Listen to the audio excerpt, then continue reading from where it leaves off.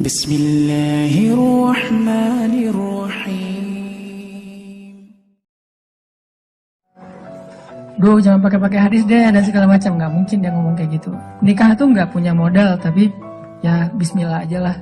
Gambling kan. Masa saya mau taat kepada Allah dibiarin telantar kan nggak mungkin. Kan menikah itu untuk taat kepada Allah kan. Gua hawa nafsu. Emang hawa nafsu. Masa nikah nggak pakai hawa nafsu? Ini ada yang keliru di masyarakat kita. Katanya nggak boleh menikah karena hawa nafsu. Bukankah nikah itu adalah solusi buat hawa nafsu? Lo nikah nggak karena Allah tuh, karena nafsu. Nggak berbenturan dua hal ini.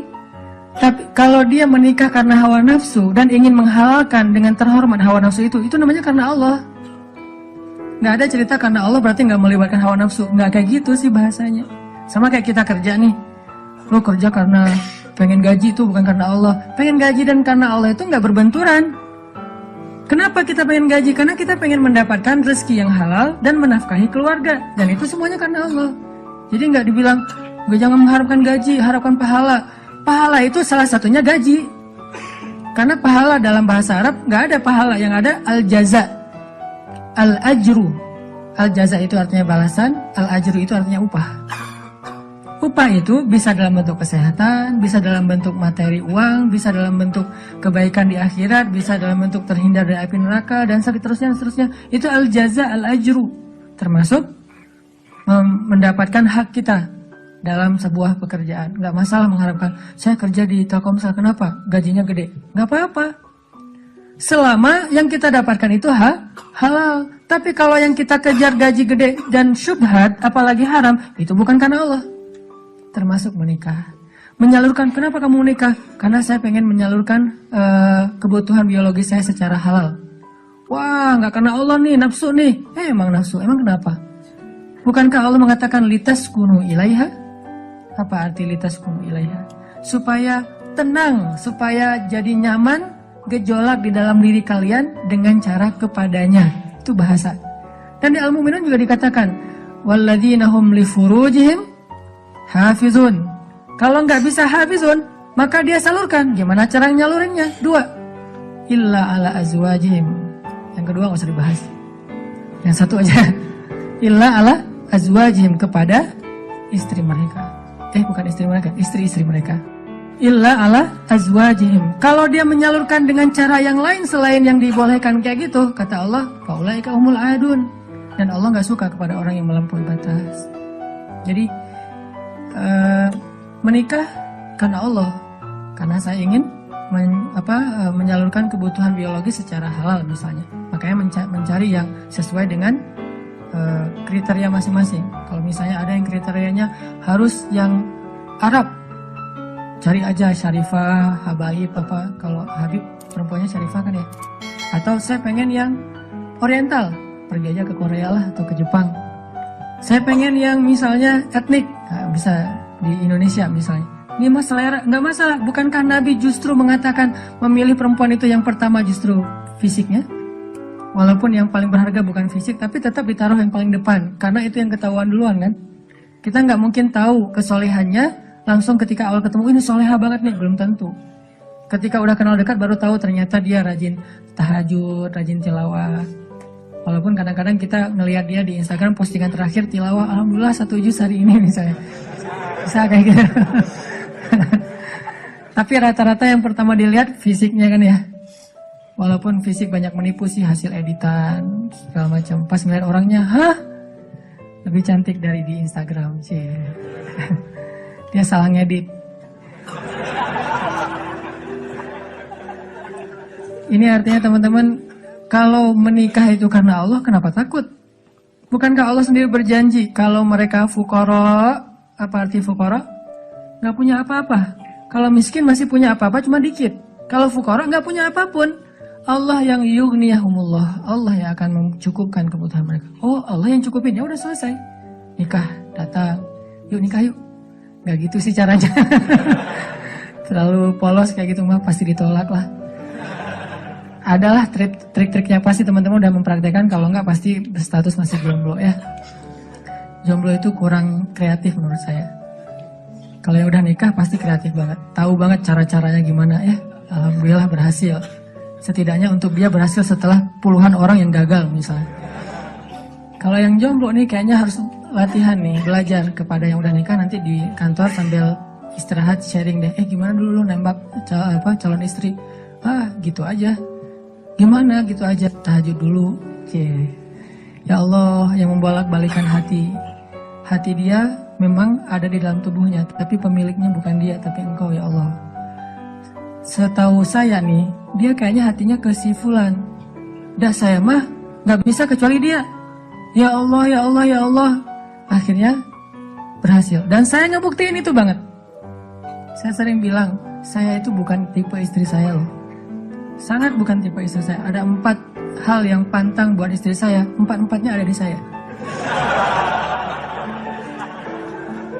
Subhanallah. Kok bisa berhasil, Ustaz?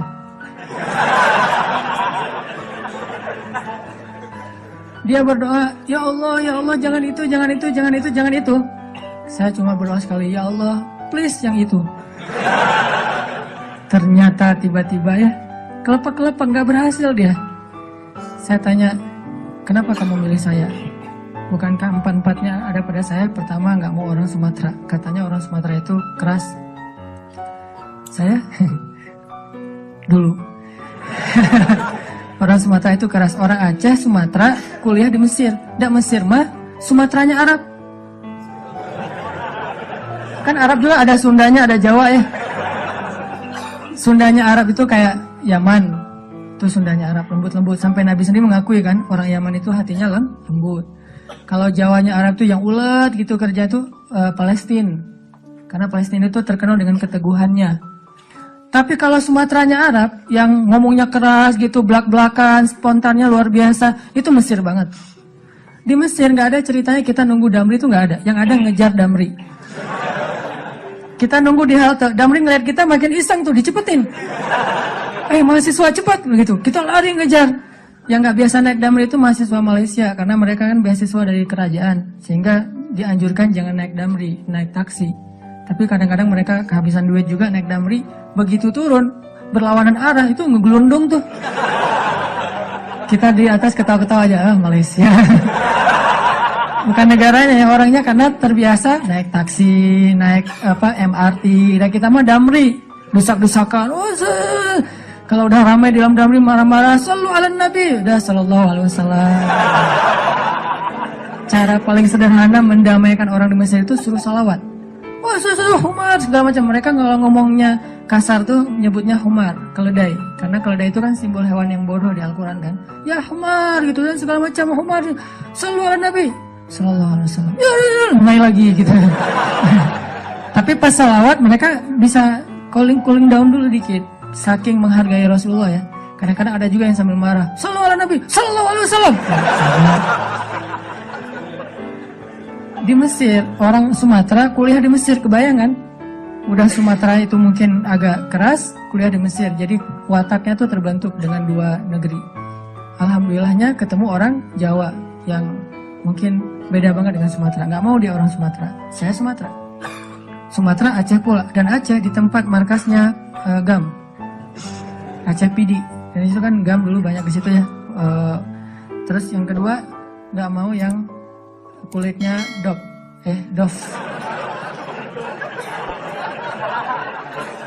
Kebanyakan ke pantai misalnya. Saya nyebutnya nggak dop sih, nyebutnya eksotis gitu. Ketiga, nggak mau yang berewokan. Nggak usah tanya kenapa. Keempat, nggak mau anak pesantren. Ini juga nggak tahu kenapa nih.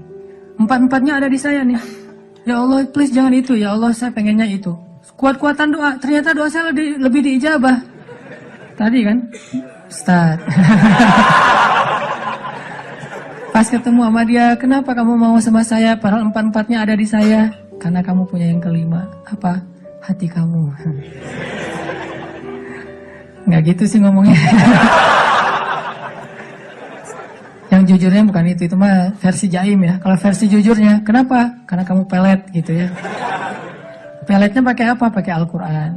Begitu ketemu, Bismillahirrahmanirrahim. Ria-ria dikit lah. Tapi ria untuk kebaikan kan, biar dapat seseorang yang sesuai dengan isi hati. Ngeklik langsung, ya Allah, berhasil. Dan setelah itu, biarin Allah aja yang ngatur. mau kerja apa, mau tinggal di mana. Ternyata alhamdulillah saya ngerasain justru rezeki itu Allah mudahin setelah menikah. Dulu awal-awal saya datang ke Bandung, kita ngontraknya itu di rumah yang tempat pembuangan sampah di Tegalega tuh, di salah satu lapangan di Bandung, di pojok Tegalega itu ada pembuangan sampah. Kita tinggal di situ. Paling murah soalnya di situ. Mulai saya usaha nerjemahin buku, nggak ada yang mau nerbitin. Terjemahannya jelek katanya. Ya udah deh. Mungkin bukan terjemahannya yang jelek, lihat muka saya dia sebel. Banyak orang yang lihat muka saya tuh sebel, termasuk tadi calon istri saya pertama ngeliat muka saya, apaan sih nih orang kayak gini banget. Sekarang kok gini banget ya kamu? Tuh, terjemahin buku nggak bisa. Akhirnya saya nulis buku sendiri karena nggak bisa nerjemahin, nulis aja sendiri. Capruk aja pokoknya, nulis apa yang bisa tulis. Ditaruh ke penerbit juga nggak ada yang mau nerbitin. Ada satu-satunya penerbit yang mau nerbitin, katanya royaltinya sedikit banget dan bayarnya setahun sekali. Bayangin, royalti setahun sekali. Sedikit sekali lagi tuh. Akhirnya saya terbitin sendiri. Jadi penerbit, jadi direktur, jadi penulis, jadi kuli. Angkat buku pakai kotak Marlboro, lintasin jalan Soekarno-Hatta, ngirim ke Sumatera, Kalimantan. Pelan-pelan akhirnya usaha nambah dari penerbitan ke jual pulsa. Jadi saya dulu pernah jadi vendor gitu sih, bahasa kerennya, vendor Telkomsel gitu ya. Saya tuh jual pulsa, ada 60 cabang pulsa di Bandung sebelum ada di Alfamart dan Indomaret. 60 cabang pulsa. Terus nambah lagi ke jual beli mobil second. Beli, jual. Dikira orang kaya banget, padahal gonta-ganti aja karena emang dijual. Tapi yang harga murah di bawah 100 juta, bukan yang mobil-mobil mahal. Terus coba-coba di properti. Ternyata Allah mudahin setelah menikah. Karena kenapa? Allah yang janjiin. Allah nggak mungkin ingkar janji. Gambling dikit lah di awal. Tapi di tengah dan di akhir kita akan melihat banget gimana Allah nunjukin kebenaran janji-janjinya.